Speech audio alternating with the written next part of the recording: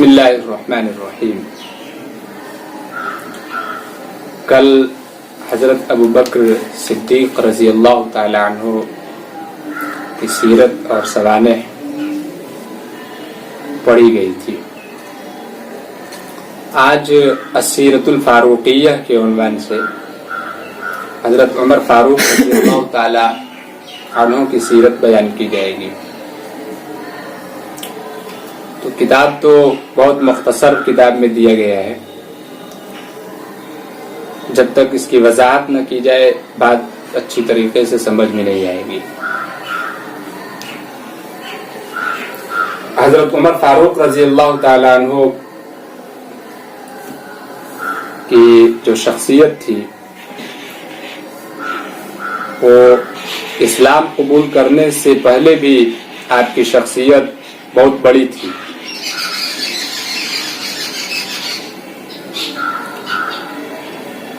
آپ کی شخصیت اور آپ کی جلوہ گری اور آپ کی ہیبت اور آپ کی سرداری اور آپ کی طاقت و قوت کا اندازہ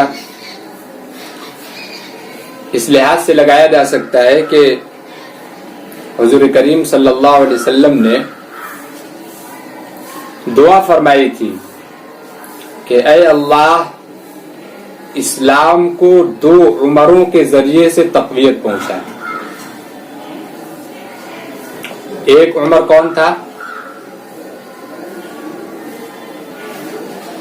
ایک عمر تھا عمر بن ابو ہشام، اور ایک عمر بن خطاب۔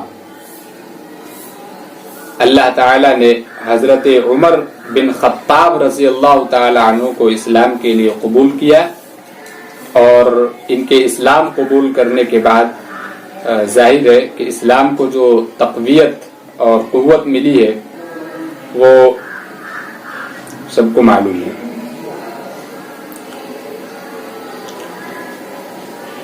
اسلام قبول کرنے کے بعد جب ہجرت کا معاملہ آیا تھا، تمام صحابہ ہجرت فرما رہے تھے، تو جس کو جیسے موقع مل رہا تھا وہ ہجرت کرتا چلا جا رہا تھا، لیکن حضرت عمر بن خطاب رضی اللہ تعالی عنہ کی شجاعت، ہمت اور بہادری کا یہ عالم تھا کہ ہجرت کرنے سے پہلے آپ تیر کمان سب لگا کر کے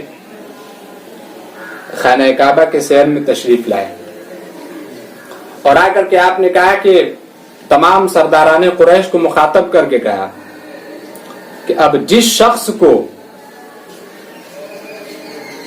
اپنی بیوی کو، بیوہ اور بچوں کو یتیم کرانا ہو وہ آئے اور مجھ کو طواف کعبہ سے روک سکے تو روک لے۔ کسی کی ہمت نہیں پڑی۔ حضرت عمر بن خطاب رضی اللہ تعالی عنہ نے کعبۃ اللہ کا طواف کیا، پھر وہاں مقام ابراہیم پر نماز پڑھی، اس کے بعد علی الاعلان آپ نے مدینے کی طرف ہجرت کی۔ یہ تھی آپ کی بہادری اور یہ تھی آپ کی جمع مردی۔ حضرت عمر بن خطاب رضی اللہ تعالی عنہ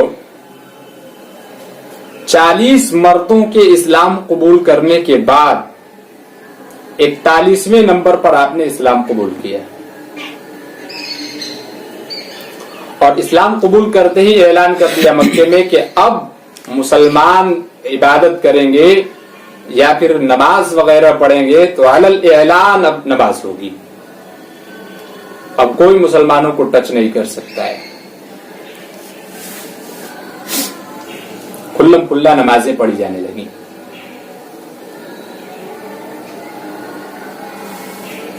اور اسلام قبول کرنے کے بعد بھی حضرت عمر رضی اللہ تعالی عنہ کا مقام و مرتبہ ظاہر ہے حضرت ابو بکر صدیق رضی اللہ تعالی عنہ کے بعد سب سے اول مقام اور مرتبہ ہے۔ حضرت عمر کی فضیلت کے سلسلے میں بہت ساری حدیثیں وارد ہوئی ہیں۔ حضور نے فرمایا لو کان بعدی نبی لکان عمر۔ تہذیب الاخلاق میں یہ حدیث گزر چکی ہے کہ میرے بعد اگر نبی کوئی ہو سکتا یا ہوتا تو وہ حضرت عمر ہوتے۔ تہذیب الاخلاق ہی کی حدیث ہے کہ ہر امت میں کچھ الہامی شخصیات ہوتی تھیں. میری امت کا الہامی شخص جو ہے وہ عمر ہے. اور ظاہر ہے کہ حضرت عمر رضی اللہ تعالی عنہ پر وحی نازل ہونے سے پہلے ہی الہام ہو جایا کرتا تھا. حضور صلی اللہ علیہ وسلم فرمایا کرتے تھے کہ عمر یار میرے گھر میں وحی بعد میں نازل ہوتی ہے، اس کی خبر تم کو پہلے ہی ہو جایا کرتی ہے. قرآن پاک میں بہت سارے مقامات ایسے ہیں جن میں آیتیں حضرت عمر رضی اللہ تعالی عنہ کی رائے کے مطابق قرآن کی آیت نازل ہوئی. میں نے بتایا تھا کہ جنگ بدر کے قیدیوں کا مسئلہ تھا. رسول پاک صلی اللہ علیہ وسلم نے کچھ فدیہ وغیرہ لے کر کے اور تعلم کا مسئلہ سامنے رکھ کر کے جنگ بدر کے قیدیوں کو چھوڑ دیا حضور صلی اللہ علیہ وسلم نے. اس وقت حضرت عمر کی رائے یہ تھی کہ حضور ان کو بالکل نہ چھوڑا جائے، ان کی گردن زنی کی جائے اور ان کی گردن وہ شخص مارے جو ان کا قریبی رشتہ دار ہو. یعنی سزا اگر قتل کیا بھی جائے تو سخت ترین قتل کیا جائے. لیکن بہرحال حضرت ابو بکر صدیق رضی اللہ تعالیٰ عنہ اور خود حضور کریم صلی اللہ علیہ وسلم آپ پر رحمت اور رحم کا مادہ جو ہے یہ غالب تھا. ان دونوں حضرات نے رحم و کرم کا معاملہ کیا قیدیوں کے ساتھ اور آزاد کر دیا. آیت نازل ہوئی کہ آپ کو اللہ رب العزت نے معاف کر دیا. عفا اللہ عنک لما اذنت لهم. آپ نے ان قیدیوں کو کیوں چھوڑ دیا؟ نہیں چھوڑنا تھا. مکے میں ایک جگہ ہے مقام ابراہیم، وہاں پر جب حضور صلی اللہ علیہ وسلم کے ساتھ حضرت عمر پہنچے تو حضرت عمر نے کہا کہ حضور یہ مقام ابراہیم ہے؟ حضور نے فرمایا جی یہ مقام ابراہیم ہے. تو حضرت عمر نے فرمایا کہ میں یہاں 2 رکعت نماز پڑھنا چاہتا ہوں. تو حضور نے فرمایا کہ کیسے پڑھو گے، یا اگر میں بھی پڑھنا چاہوں تو کیسے پڑھوں؟ میں تو وحی کا محتاج ہوں. وحی نازل ہوگی اور مجھ سے کہے گا اللہ تعالیٰ کی نماز پڑھو تو میں پڑھوں گا. اللہ تعالیٰ کا حکم نہیں ہے، میں کیسے پڑھوں یہاں پر؟ قرآن کی آیت نازل ہو گئی وَاتَّخِذُوا مِن مَّقَامِ إِبْرَاهِيمَ مُصَلًّى کہ حضور آپ بھی پڑھیے اور قیامت تک کے آنے والے جتنے مسلمان ہوں گے اور حج کرنے کے لیے آئیں گے ان کو بھی اس مقام پر نماز پڑھنی ہوگی. حضور پاک صلی اللہ علیہ وسلم کے گھر میں دین سیکھنے کے لیے لوگ جایا کرتے تھے.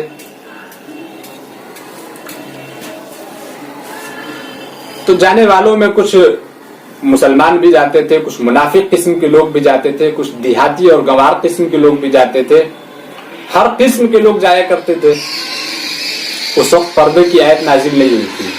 تو حضور کی جو ازواج مطہرات رضی اللہ عنہن تھیں وہ بھی سامنے رہا کرتی تھی. حضرت عمر کو یہ بات ناگوار گزرتی تھی اور حضور سے حضرت عمر کہا کرتے تھے کہ حضور آپ کی ازواج مطہرات پاکیزہ خواتین ہیں، امہات المؤمنین ہیں، اور آپ کے پاس ہر قسم کے لوگ آیا جایا کرتے ہیں. مجھے اچھا نہیں لگتا ہے کہ آپ کی ازواج بھی آمنے سامنے رہا کریں. آپ کہیے نا اپنی ازواج سے کہ وہ پردہ کر لیا کریں. اس طرح کی بات حضرت عمر کہا کرتے تھے کہ قرآن کی آیت نازل ہو گئی کہ حضور اپنی بیویوں کو پردے کا حکم دیجیے. تو قرآن میں پردے کی آیت نازل ہوئی. شراب کی حرمت کا مسئلہ ہے، دھیرے دھیرے وقتاً فوقتاً شراب کی حرمت بڑھتی گئی. حضرت عمر ہمیشہ یہ دعا کرتے تھے کہ یا اللہ شراب کی حرمت کے سلسلے میں کوئی ایسا فیصلہ تو نازل فرما دے کہ ہمیشہ ہمیشہ کے لیے شراب بند ہو جائے, پھر بالکل شراب پینے کی گنجائش بھی نہ رہ جائے. اخیر میں قرآن کی آیت نازل ہو گئی, انما الخمر والمیسر والانصاب والازلام رجس من عمل الشیطان. شراب کو مکمل طور پر حرام قرار دے دیا گیا. بہت سارے مقامات ہیں, بعض حضرات نے بتایا ہے کہ 17 مقامات قرآن میں ایسے ہیں کہ قرآن کی آیتیں حضرت عمر کے رائے کے مطابق نازل ہوئی, اور بعض لوگوں نے کہا ہے کہ 31 آیتیں ایسی ہیں جو حضرت عمر کے رائے کے مطابق نازل ہوئی. یہ ہیں حضرت عمر رضی اللہ تعالی عنہ. اور قربانی کا جذبہ بھی خوب تھا. حضرت محمد صلی اللہ علیہ وسلم نے حضرت عمر سے ایک مرتبہ بڑی بے تکلفی کے ساتھ پوچھا کہ عمر بتاؤ تم مجھ سے کتنی محبت کرتے ہو؟ تو حضرت عمر نے فرمایا کہ حضور میں اپنی جان کے علاوہ دنیا جہان سے زیادہ آپ سے محبت کرتا ہوں. تو حضور نے فرمایا کہ نہیں, ایسے کام نہیں چلے گا. حضرت عمر رضی اللہ تعالیٰ عنہ فوراً سمجھ گئے کہ حضور کیا چاہ رہے ہیں. فوراً حضرت عمر نے فرمایا کہ حضور اب سے آپ میری جان سے بھی زیادہ عزیز ہیں. حضور نے فرمایا تھا الآن, اب جا کر کے تم ٹھیک ٹھاک ہوئے ہو. اور جب حضور پاک صلی اللہ علیہ وسلم نے ایک موقع سے مال کا مطالبہ کیا تھا, جنگوں کا موقع تھا, تو حضرت ابوبکر صدیق رضی اللہ تعالیٰ عنہ گھر کا سارا مال لے آئے تھے. تو اس موقع پر بھی دوسرے نمبر پر جو صحابی تھے وہ حضرت عمر تھے. گھر کے ایک ایک چیز کا نصف حصہ کیا, آدھا حصہ گھر پر رکھے اور آدھا حصہ حضور پاک صلی اللہ علیہ وسلم کے قدموں میں لا کر کے ڈال دیا. یہ ہے جانثاری حضرت عمر رضی اللہ تعالی عنہ کی. آپ خلیفہ بنے حضرت ابوبکر صدیق رضی اللہ تعالی عنہ کے بعد. آپ کی خلافت کی مدت 10.5 سال رہی. 10.5 سال تک آپ نے خلافت کی, امیر المؤمنین رہے. آپ کے زمانے میں اتنی تیزی سے اسلام پھیلا ہے کہ مشرق میں, مغرب میں, شمال میں, جنوب میں ہر طرف اسلام کا پرچم لہرانے لگا. اور مورخین نے تو یہاں تک لکھا ہے کہ حضرت عمر کے ہی زمانے میں ہندوستان کے اندر بھی اسلام آ چکا تھا. وہ ایک تاریخ کا واقعہ ہے, لمبا چوڑا وقت لگ جائے گا اس میں. تو یہ تھے حضرت عمر, اور ایک طرح کا یوں کہیے کہ مجدد تھے حضرت عمر رضی اللہ تعالیٰ عنہ, اور مجتہد بھی تھے. بہت سارے نظام اور بہت سارے سسٹم ملک کے قانون کو چلانے کے لیے انہوں نے بنایا. تھانے کا نظام, پولیس اسٹیشن کا نظام, پولیس فورس کا نظام, بارڈر سیکورٹی کا نظام, اور اسی طریقے سے یوں کہیے کہ جو پولیس والوں کو جو ایک خاص وردی دی جاتی ہے آج کے زمانے میں, اس مخصوص وردی کا نظام, سب حضرت عمر رضی اللہ تعالیٰ عنہ کا کیا کرایا ہے. سب آپ کے کارنامے ہیں.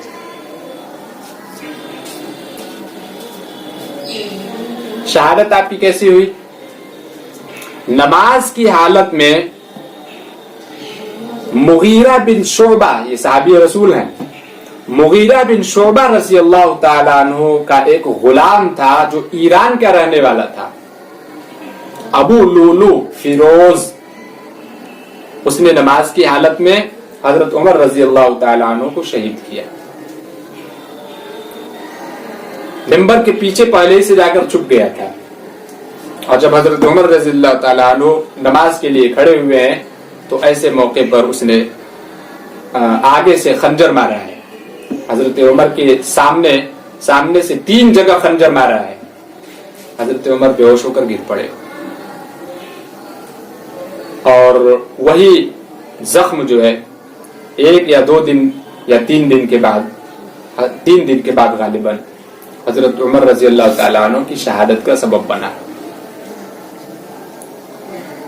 میں نے تہذیب الاخلاق کے سبق میں بتایا کہ شیعوں کے نزدیک سب سے مبغوض ترین کافر اگر کوئی ہے تو نعوذ باللہ ثم نعوذ باللہ وہ کون ہے؟ حضرت عمر. پہلی وجہ وہ حدیث کی بات تھی. میں نے کیا بتایا تھا کہ حضور صلی اللہ علیہ وسلم ایک موقع پر کچھ مانگ رہے تھے قلم کاغذ لکھنے یا لکھوانے کے لیے, اور وہ حضرت علی کی خلافت لکھوانا چاہتے تھے. منع کس نے کیا؟ حضرت عمر نے منع کر دیا تھا. دوسری ایک خاص وجہ یہ ہے کہ حضرت عمر رضی اللہ تعالی عنہ کے زمانے میں ایران فتح ہوا. القراءۃ الراشدہ میں آپ پڑھ چکے ہیں, لتفتحن کنوز قیصر و کسرا. قیصر و کسرا وہی ہیں, روم اور ایران. یہ دونوں حضرت عمر رضی اللہ تعالی عنہ کے زمانے میں فتح ہوا ہے. ایران میں جتنے ایرانی لوگ تھے سب کو جو ہے کہ مغلوب ہونا پڑا, اور حضرت عمر نے اسلام کا پرچم لہرا دیا وہاں. شیعہ قوم جو ہے ان کے اندر قومیت بہت زیادہ ہے, خاندان پرستی, نسب پرستی, قوم پرستی. ان کے دل میں آج تک وہ نفرت ہے کہ وہی عمر ہے جس نے ہمارے خاندان کا خاتمہ کیا تھا ایران میں.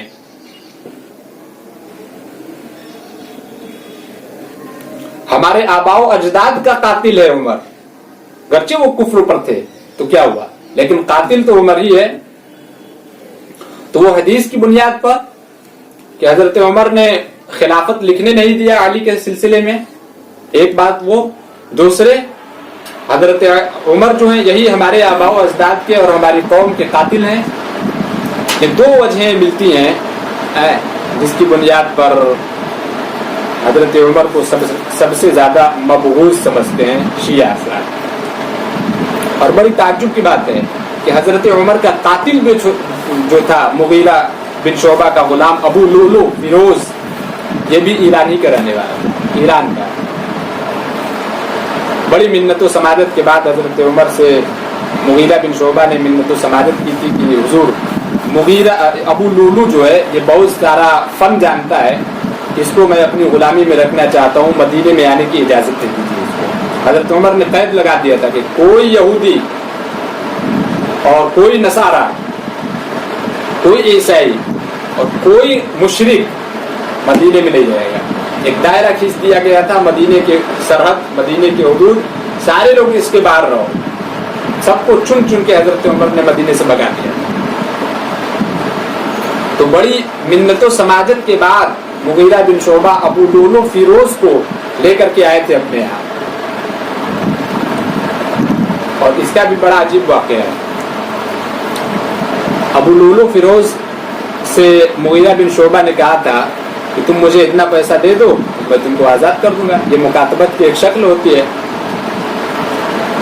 تو ابو لولو کو بڑا خراب لگا کہ آپ زیادہ پیسہ مجھ سے مانگ رہے ہیں, اور یہ شکایت لے کر کے گیا حضرت عمر کے پاس کہ مغیرہ بن شعبہ جو ہیں یہ مجھ سے مکاتبت کے بہت زیادہ پیسے مانگ رہے ہیں. تو حضرت عمر نے پوچھا تھا کہ تم کیا کیا جانتے ہو؟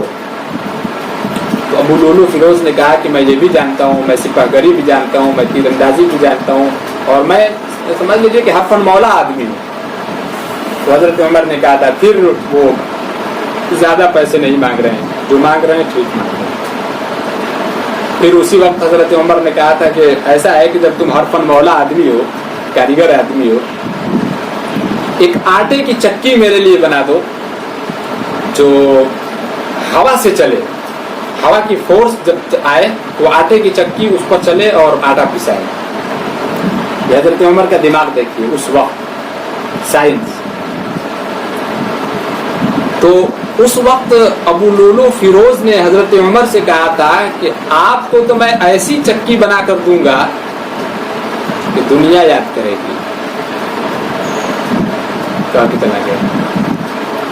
حضرت عمر نے کہا کہ اپنے لوگوں سے کہ یہ شخص مجھے قتل کی دھمکی دے کر چلا گیا, لیکن چونکہ قتل کی دھمکی دینے کی وجہ سے صرف کوئی کسی کو سزا نہیں دے سکتا اسلام میں, لہذا حضرت عمر امیر المؤمنین ہے، اس وقت کے بادشاہ ہیں، مسلمانوں کے خلیفہ ہیں، اور ایک غلام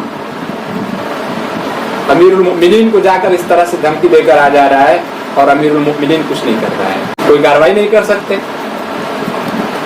اور اس ابو لولو فیروز کی نگرانی ایران کا ایک بیٹھا ہوا ایک شخص کر رہا تھا، کیونکہ ابو لولو فیروز بھی ایران کا تھا اور اس کی پشت پناہی جو کر رہا تھا وہ بھی ایران میں بیٹھا ہوا تھا. نتیجتاً ابو لولو فیروز نے حضرت عمر کا قتل کر دیا، آپ کو شہید کر دیا.